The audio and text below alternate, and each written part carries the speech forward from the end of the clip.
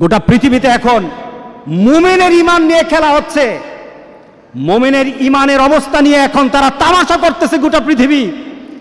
ওরা টেস্ট করতেছে মুমিন কি জীবন্ত মুমিন না মুমিনগুলি মরা মুমিন। গোটা পৃথিবীর ইহুদি খ্রিস্টান আর হিন্দুরা এখন পরীক্ষা করতেছে আমাকে। এটা আমার রাসূলের কথা। মরে দেখো তোমার শান, তোমার মর্যাদা, তোমার অবস্থান, তোমার ক্ষমতা, তোমার অর্থ, মরে দেখো। তুমি যদি নিজের জীবনকে মূল্যায়ন করতে না পারো, আল্লাহ যেটা বলেছেন ইল্লাল্লাযীনা আমানু, যদি ইমানদার না হয় মরো, তুমি কতটুকু ক্ষমতা, তোমার কতটুকু অর্থ, তোমার কতটুকু গাম্ভীর্যতা, তোমার কত মর্যাদা। ফেরাউন, সাদ্দাত, নমরুদ তো দুনিয়াতে থাকতে পারে নাই। কথা ঠিক আছে কিনা বলেন? ফেরাউন, সাদ্দাত, নমরুদ তো দুনিয়াতে নাই। আছে নাকি?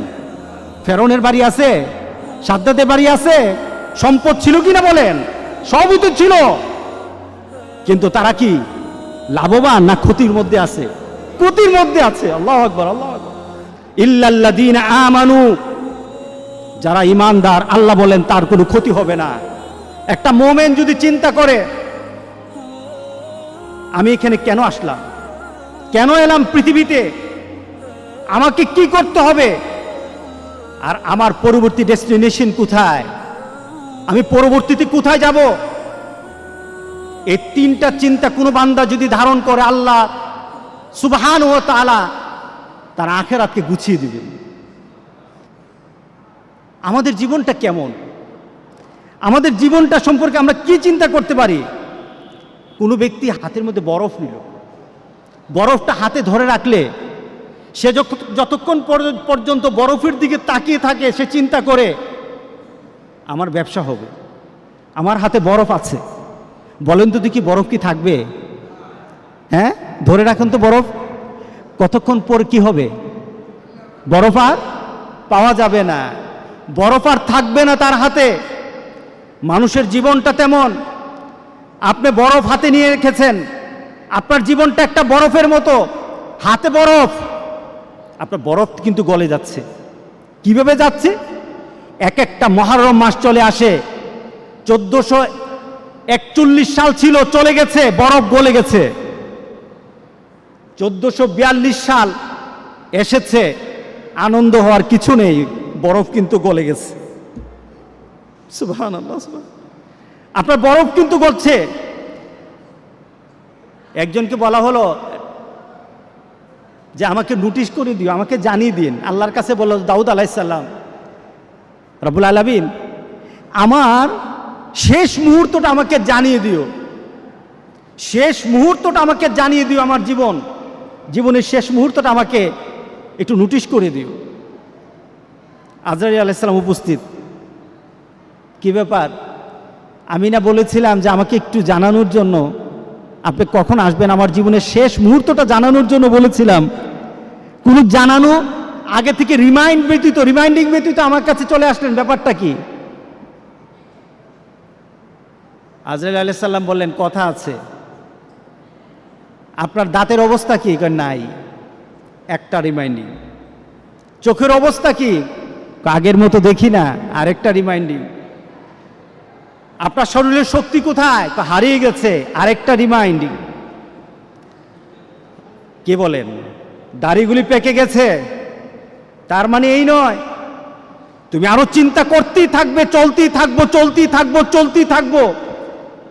আমার জীবনের গতি আছে, চলতে থাকবো, তা নয়, বরং তোমার প্রত্যেকটা জিনিসের মধ্যে নোটিশ করে করে জানানো হচ্ছে তোমার জীবন কিন্তু শেষের দিকে।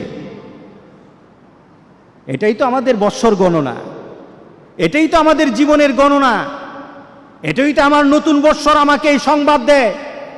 এই নতুন বৎসর হয়তো তোমার জন্য আরেকটা বৎসরের সুসংবাদ নিয়ে আসবে, অথবা তোমার এই বৎসরটাই শেষ বৎসর। তোমার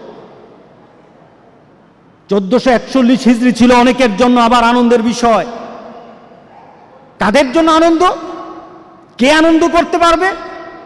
1441 সালের মধ্যে যারা এসেছে, যারা ছিল, আজকে যারা নেই, তাদের মধ্যে কাদের আনন্দ?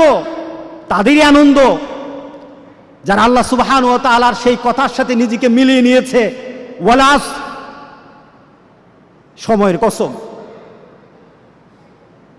সময়ের কসম, দুনিয়ার পরিবর্তনের কসম, দুনিয়া যে পরিবর্তন হচ্ছে সময় দিয়ে, আল্লাহ সুবহানাহু ওয়া তাআলা ওই সময়ের কসম করে বলে আসরের সময়টা কখন বলেন তো দেখি? বেলার, দিনের শেষ বেলা, দিনের শেষ বেলা, ওই সময়টার নাম কি? এরপরে কি হয়? গুরুব, ডুবে যায়। এরপর কি হয়? মাগরিব। মাগরিব না? দেখুন আল্লাহ সুবহানাহু ওয়া তাআলা আসরের নামটা নিলেন সময়কে বলার জন্য, অর্থাৎ সময়টা তোমার এত কম, তোমার সময়টা এত কম, তুমি আসরের সময় মাত্র আছো, একটু পরে কিন্তু সূর্য ডুবে যাবে। তোমার জীবনটা আসরের মতো, একটু পরে কিন্তু তোমার মাগরিব চলে আসবে। অর্থাৎ তোমার জীবনের যে সূর্যটা আছে, সূর্যটা কিন্তু প্রান্তে চলে এসেছে। তুমি সব সময়, তোমার জন্ম থেকে তুমি জীবনের প্রান্তে আছো, ডুবে যাবে একটু পরে মাগরিব হয়ে যাবে। এটাই তোমার জীবন, ঠিক না? আসরের থেকে মাগরিব কতটুকু সময়? অল্প সময়। আল্লাহু আকবার, আল্লাহু আকবার, আল্লাহু আকবার। আল্লাহ কি তুলনা দিলেন বলে আজ। এখন মিলিয়ে নেন, আপনার আমার জীবনকে এখন মিলাই। আল্লাহ বলছেন ইন্নাল ইনসানা লাফি খুসর।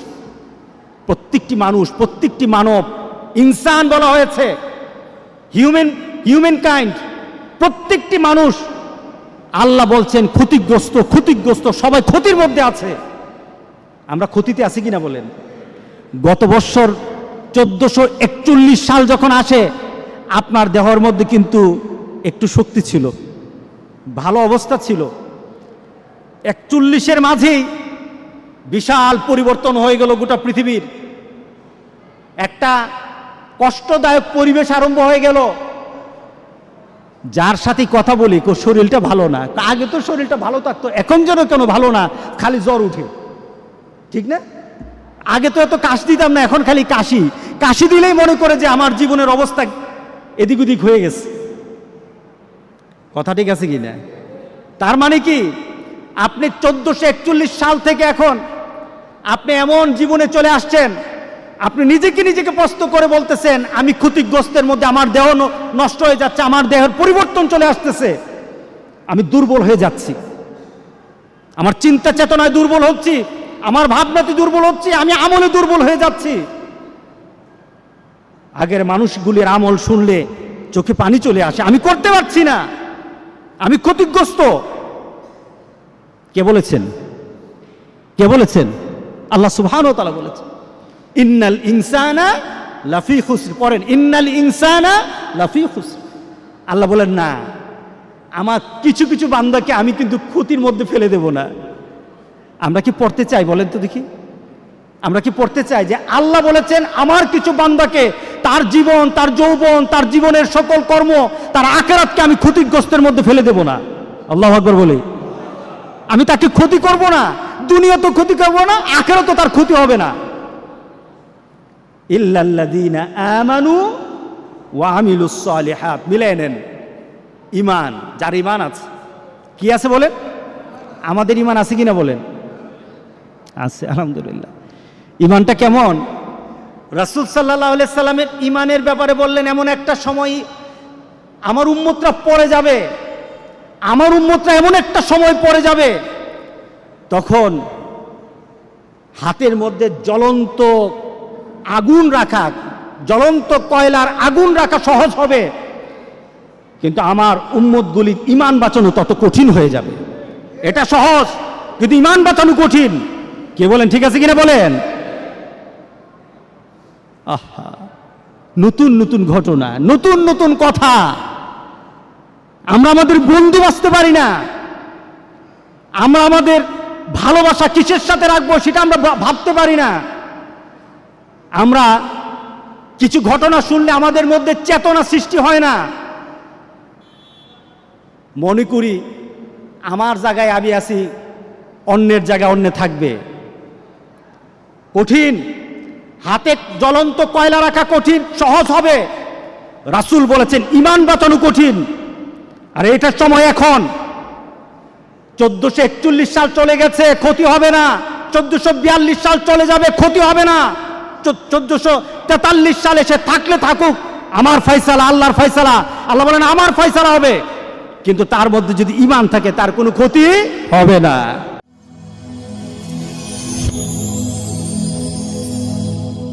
Rose TV 24. Enjoy by listening to the Holy Quran.